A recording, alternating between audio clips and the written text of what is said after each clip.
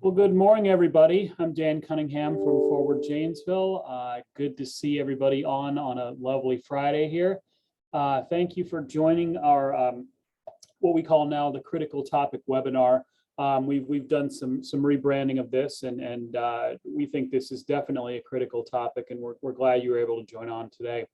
These webinars are sponsored by BMO Harris Bank. We appreciate BMO Harris's support. They've been awesome in sponsoring our all-member Zoom meetings, and we'll look forward to their support going forward. So thanks to BMO Harris Bank.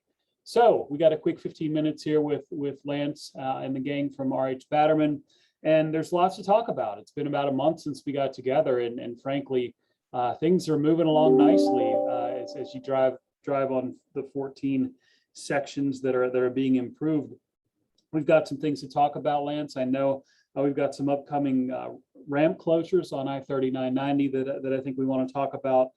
Some full closures of Highway 14 to change some signals, and of course the opening, the big question: when is the opening of Highway 14 between Highway 26 and Pontiac Drive? So with that, Lance, I'll turn it over to you.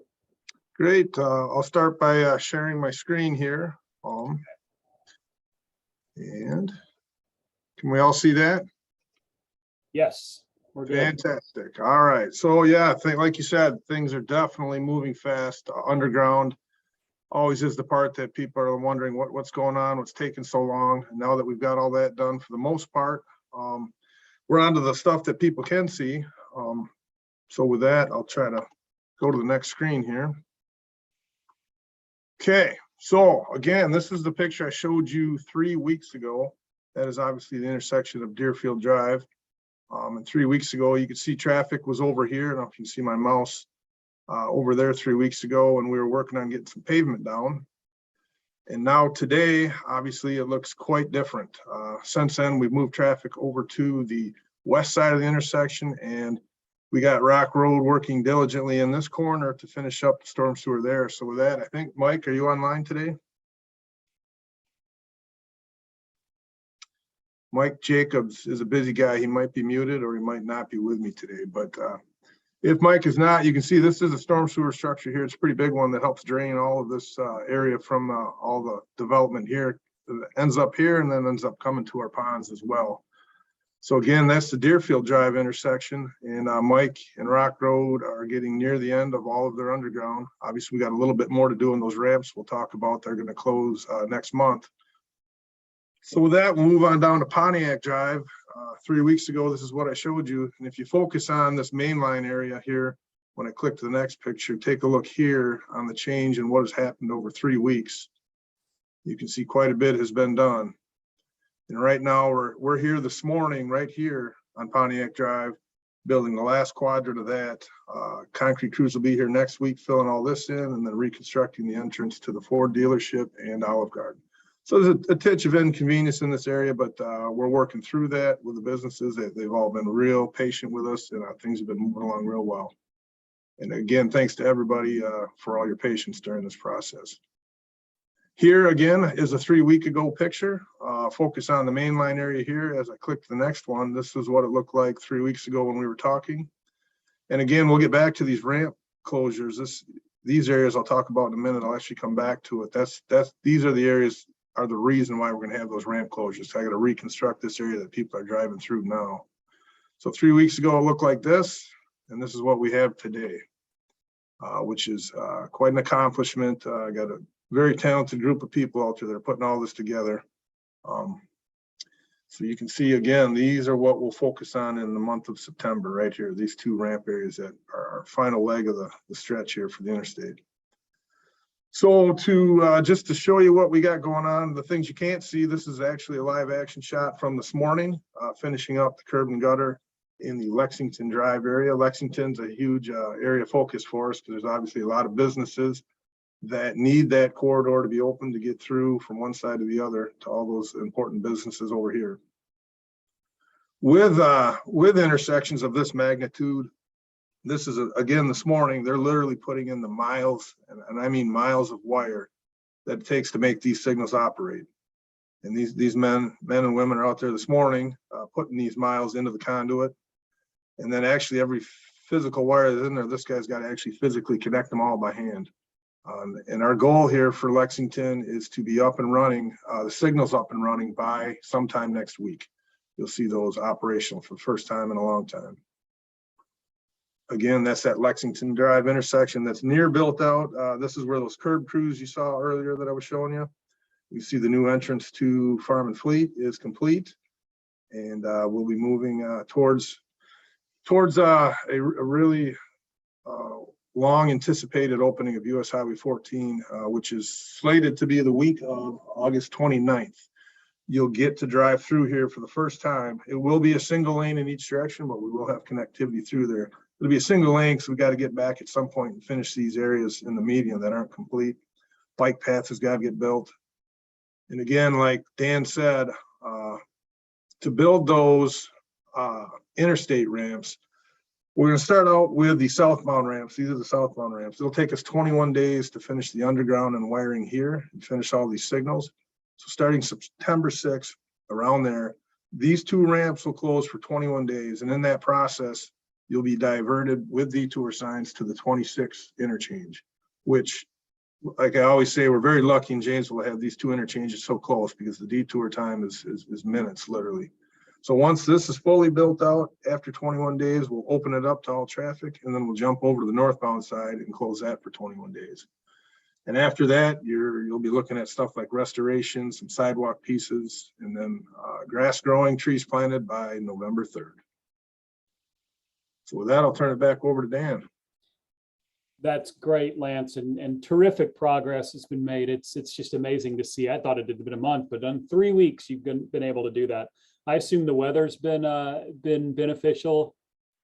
Yeah, we've been blessed. No doubt, rain has not really been a factor at all. In fact, a few times we got it, it was beneficial to get our grass growing that we have planted. So, but it really hasn't put any damper on construction whatsoever. Literally, right? Exactly. I guess it depends on who you talk to about how we are in terms of our rain situation. My yard doesn't look all that great, but I'm glad it's been good for you and good for progress on this route. So with that, I would like to open it up to questions. If you have a question, you can either put it in the chat function or just unmute and show your video and ask Lance a question about how things are going. If you have any questions, concerns, now is a good time to lay them out. So anybody? Yeah, that's just terrific. That's just terrific. So anybody want to pop in with a question here? So Lance, while we're waiting on questions here, and again, put them in the chat function or just raise your hand and unmute yourself. So what is the date when everything's done? I mean, late October, early November, what are we looking at there? I know schedules are bound to change, but what's your time frame at this point to be completely done?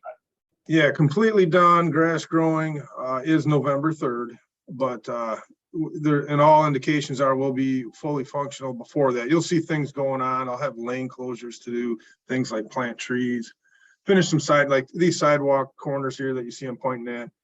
You know, we'll get this open to traffic, but we'll have to come back and obviously pour some sidewalk connections so that you'll see a lane closure or two while we do that. Mm-hmm. And then if I got to the Lexington intersection, one of the unique things there is that, you know, the city is working towards full connectivity. So right here, you'll be able to walk down Milton Avenue. You'll have sidewalk that comes all the way through this business. And then the city's actually has a second project right when we're done. We'll pour sidewalk to here, but they're going to actually connect sidewalk all the way back to Woodman's. Wow. So all those things to get pedestrians where they need to be through 14 are going to be amazing once it's done. It's hard to visualize, you know, leaving from your house over on the east side of town and be able to get over to this area by bike or by foot has never been a possibility, and it will be once we're done. Right, and I do want to echo that, Lance. It's been a good thing that the city's done in really trying to increase the availability of this corridor to pedestrians, to pedestrian traffic. It's not the most pedestrian friendly corridor, as you know, very busy commercial corridor, but the city and you guys are really committed to that pedestrian walkability, and we certainly appreciate that and hope people do end up using it. This is a section that that will be accessible for pedestrians and bikers and things of that nature. Heck, even maybe a bird scooter or two will make its way up to this. Yeah, I heard those hit the street this week. They did hit the street, and it's been interesting. Certainly a mixed bag. There are certainly some who have concerns about where they're being left and all that good stuff, but that's another topic for another webinar, I think. Absolutely. Yeah. So anybody got any questions for Lance and the team with Batterman? Sarah Iverson Smith's on the call, I see. And Sarah, how are things going? I don't want to put you on the spot, but if you'd like to tell us how things are going with you and Farm and Fleet, we're always interested to hear about that. But otherwise, anybody else, please raise your hand. Well, we're just getting ready for the grand opening from our major reset. And we did a traffic map for the lane closures, September 8th through the 10th. So we did get that communicated. Hopefully the public sees what's going on. But so far, I think we're doing okay. We're surviving and looking forward to this being done. Yeah, I think we all are. Great. Yeah, this is Sarah's entrances here that the mobility through there will be quite different in a positive way once we're done. Yeah, absolutely. And, speaking of the 3990 project, technically Lance, am I correct? This project is technically still part of the 3990 expansion project. Is that correct? Yeah, this is actually the final piece of the puzzle. Those ramp connections we talk about, once those are done, I-39 and 10 years later is finally done. That's November. That is a huge milestone for me. And I think most people don't realize that, and that you're driving on the improved section of I-3990 and seeing it all the way through. And it's important to note that, well, we're not quite done because this project has to be done. And then these ramps need to be improved and finished before we're technically done. I mean, I know that may be a technicality, but for me, it's interesting because I worked on the 3990 expansion project for so many years, and now it's finally done. And we can enjoy all the fruits of all of the labor that went on and the blood, sweat, and tears that went into that project. So I always got to take a minute to give Dan a shout out, because while there was 10 years of construction, I can't remember, Dan and I got involved a little bit going up to the Capitol to let people know how important this project was. And Dan put many, many hard hours of work into talking to the officials up at the Capitol to make this happen. So 10 years of construction, how many years of work did you put in prior to that 10 years, Dan? Oh, geez. I try to calculate it, but it was really about 2008, 2009 timeframe when we really started to focus in on this. So it was well over a decade, but yeah, this has been an amazing project. And really, I think you're starting to see the fruits of that labor in that you've got your, large distribution centers, businesses that need reliable, dependable access to the interstate starting to locate here. So distribution center type facilities.